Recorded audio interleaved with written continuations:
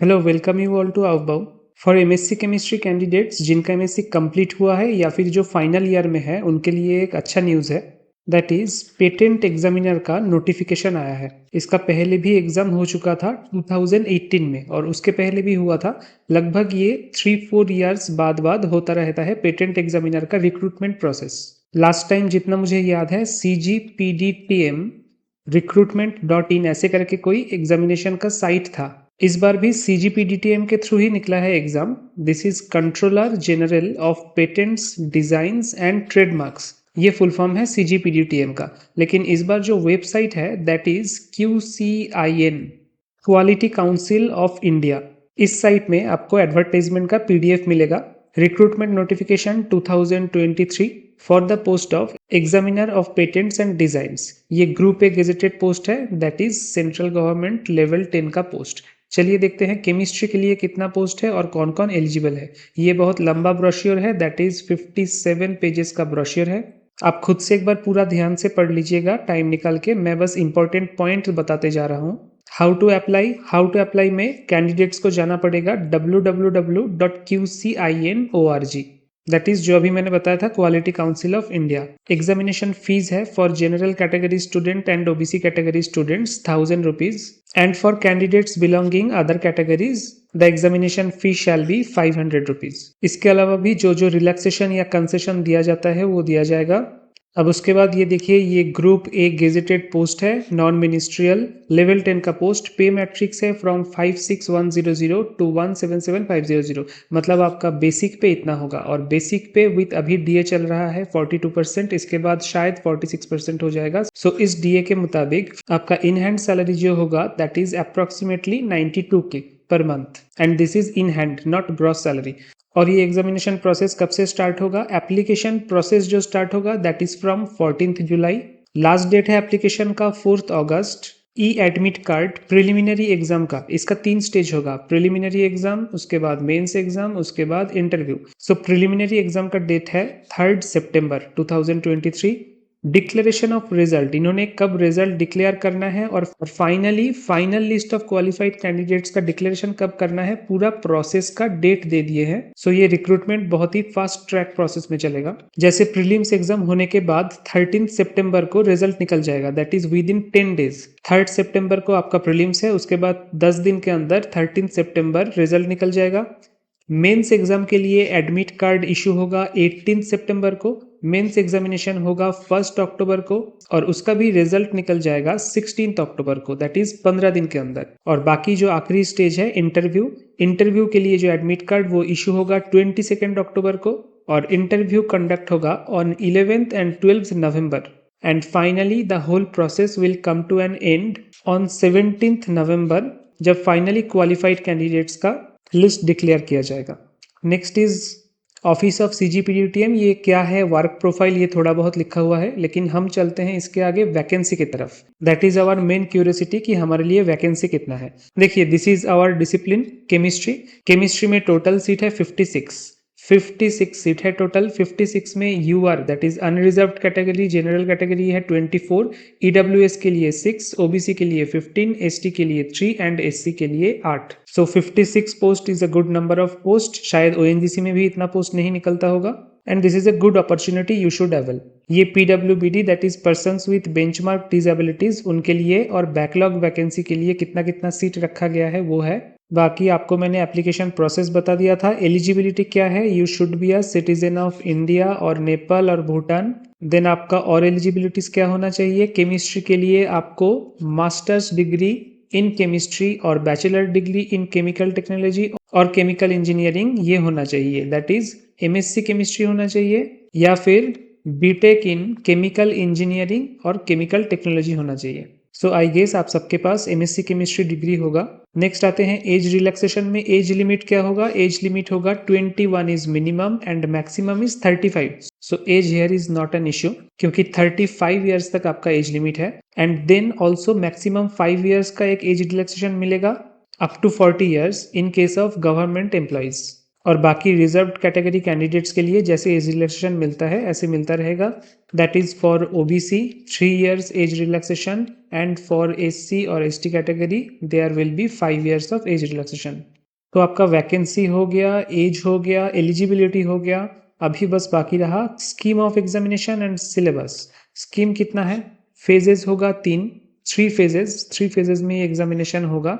और पहला फेज है प्रिलिमिनरी, सेकंड है मेंस और थर्ड है interview. As a screening test लिया जाएगा प्रीलिम्स एग्जाम को। और इसमें जो मार्क्स आप लाओगे वो बस क्वालिफाइंग मार्क्स होगा, that will not be added to the final marks। देखिए ये line, marks secured in this examination will not be considered towards the declaration of final list of qualified candidates।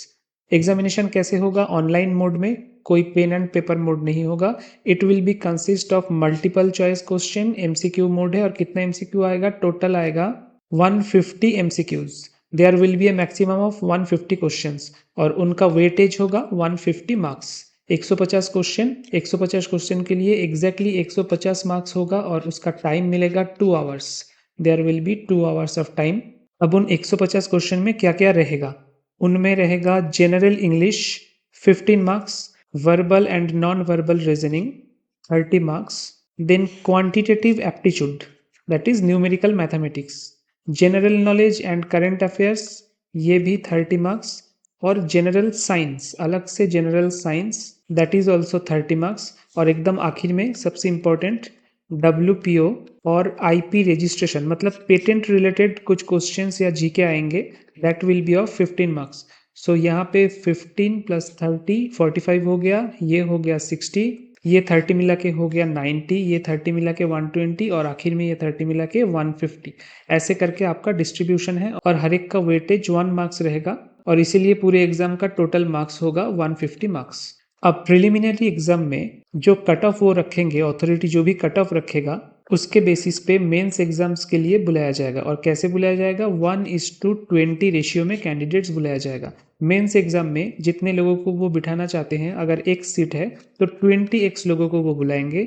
And the minimum qualifying marks in preliminary examination will be 30% for UR that is 45 marks out of 150। OBC और EWS के लिए 25 marks है minimum that is 37.5 marks. And for others 20% marks आपको लाना ही पड़ेगा that is minimum that is 30 marks out of 150।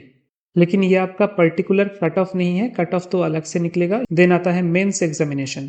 Mains examination will be conducted in offline mode only, मतलब ये जीएसआई की तरह हो गया। जीएसआई में भी जैसे mains examination pen and paper mode में होता है, यहाँ पे भी mains examination pen and paper mode में होगा। It will consist of 2 papers, paper 1 OMR based and paper 2 descriptive. Paper 1 OMR based होगा दैट इज न्यूमेरिकल होगा। पेपर 1 में आप जैसे OMR शीट भरते हो वैसे OMR शीट भरना पड़ेगा, ब्लैक शेडो करना पड़ेगा, दैट इज फॉर पेपर 1। और पेपर 1 होगा ऑफ 100 मार्क्स, 100 मार्क्स का पेपर 1 है। पेपर 2 होगा डिस्क्रिप्टिव आंसर का, यहाँ पे आपको लिखना पड़ेगा, सब्जेक्टिव क्वेश्चंस आएंगे और इसका टोटल वेटेज है 300 मार्क्स फॉर पेपर 2। पेपर 1 का ड्यूरेशन कितना होगा? 2 hours duration for paper 1। It will comprise of 100 marks, मैंने पहले ही बताया। ईच क्वेश्चन कैरिंग 1 मार्क, मतलब टोटल 100 क्वेश्चंस रहेंगे। उनका डिस्ट्रीब्यूशन कैसा होगा? डिस्ट्रीब्यूशन होगा current affairs 20 marks, general aptitude 20 marks, elementary mathematics 20 marks, English language proficiency 20 marks and साथ में knowledge related to intellectual property rights, ये कितने? ये भी 20 मार्क्स। सो टोटल 100 क्वेश्चन हो जाएगा एक एक मार्क्स करके। देन नेक्स्ट इज पेपर 2 जो कि 3 आवर्स ड्यूरेशन का होगा और 300 मार्क्स का होगा।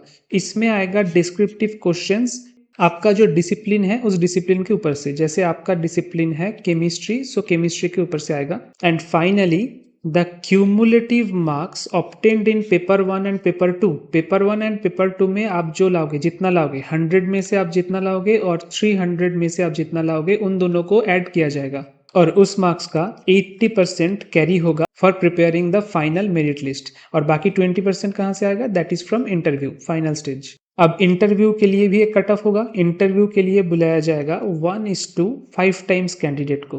हमने देखा था 56 सीट है, सो 56 इंटू 5 दैट इज 280 स्टूडेंट्स को इंटरव्यू के लिए अप्रोक्सीमेटली बुलाया जाएगा। The interview will be of 100 marks, 100 marks का इंटरव्यू है और उन 100 मार्क्स का 20% वेटेज आगे कैरी फॉरवर्ड होगा। Medium of examination will B English only, so that is all. इसके अलावा और कुछ नहीं है। अगर कोई छोटा मोटा बाकी डिटेल्स होगा तो वो मैं बाद में और एक बार बता दूंगा। ये साइट QCI, ये आप ध्यान रखिएगा, QCIN में जाके आपको फॉर्म फिलअप करना है, अप्लाई ऑनलाइन करना है। कब से? फ्रॉम 14 जुलाई। अब देखते हैं सिलेबस इन्होंने दिया है कि नहीं। सिलेबस दिया है, पहले बायोटेक्नोलॉजी का है, उसके बाद है बायोकेमिस्ट्री का, उसके बाद food technology, then there is chemistry. ये रहा आपका केमिस्ट्री का सिलेबस। सो केमिस्ट्री के सिलेबस में इनऑर्गेनिक केमिस्ट्री, उसमें केमिकल पीरियोडिसिटी है, फिर VACPR theory, concept of acid base, main group elements. ये जितने भी डिस्क्रिप्टिव एग्जाम होते हैं उनका सिलेबस लगभग सब CSIR नेट गेट का जो सिलेबस है उसी के आसपास घूमते हैं। तो जो लोग आप CSIR नेट या फिर गेट के लिए प्रिपेयर कर रहे हैं या फिर GSI के लिए प्रिपेयर कर रहे हैं, सिलेबस के साथ आप फैमिलियर होंगे और साथ में मैं भी आपको गाइड करते जाऊंगा। Organometallic compounds, cages and metal clusters, ये सब तो है CSIR सिलेबस में भी। एनालिटिकल केमिस्ट्री में separation, spectroscopic, electron thermo analytical methods है। बायो इनऑर्गेनिक केमिस्ट्री है, बायो इनऑर्गेनिक है जहां पे आपको metal enzymes, oxygen transport etcetera पढ़ना है। कैरेक्टराइजेशन ऑफ इनऑर्गेनिक कंपाउंड्स, मतलब ये आ गया आपका inorganic spectroscopy. Then nuclear chemistry है। फिजिकल केमिस्ट्री में भी same basic principle of quantum mechanics से इन्होंने चालू किया है। उसके बाद advance method of quantum mechanics, that is variational principles, ये सब है। Next is MO and VB theories. Problem बस यही है कि इन सब के ऊपर आपको डिस्क्रिप्टिव क्वेश्चन आंसर करना पड़ेगा। So this will be beneficial for those who are preparing particularly for GSI, जो कि GSI क्लियर कर चुके हैं या फिर लास्ट 2 टाइम्स से GSI दे रहे हैं, उनके लिए बेनिफिशियल है। और जो सिर्फ CSIR नेट या गेट के लिए प्रिपेयर कर रहे हैं उनका भी कंसेप्शन क्लियर है, बस उनको डिस्क्रिप्टिव वे में आपको रिप्रेजेंट करना होगा कॉपी में एक लिमिटेड जगह में। That will be the only difference. बाकी केमिकल थर्मोडायनामिक्स, स्टैटिस्टिकल थर्मोडायनामिक्स सब कुछ सेम है, फिजिकल में कुछ अलग नहीं है। Colloids and surface, polymer chemistry अलग से पढ़ना पड़ेगा और डेटा एनालिसिस के कोवेरिएंस, कोरिलेशन से तो GSI में भी क्वेश्चन आते हैं बहुत बार। ऑर्गेनिक केमिस्ट्री में इन्होंने चालू किया है यूपैक नोमेनक्लेचर से, उसके बाद स्टीरियो केमिस्ट्री। एकदम जो कन्वेंशनल सिलेबस है ऑर्गेनिक केमिस्ट्री, इनऑर्गेनिक और फिजिकल का, उन्होंने वही दिया है।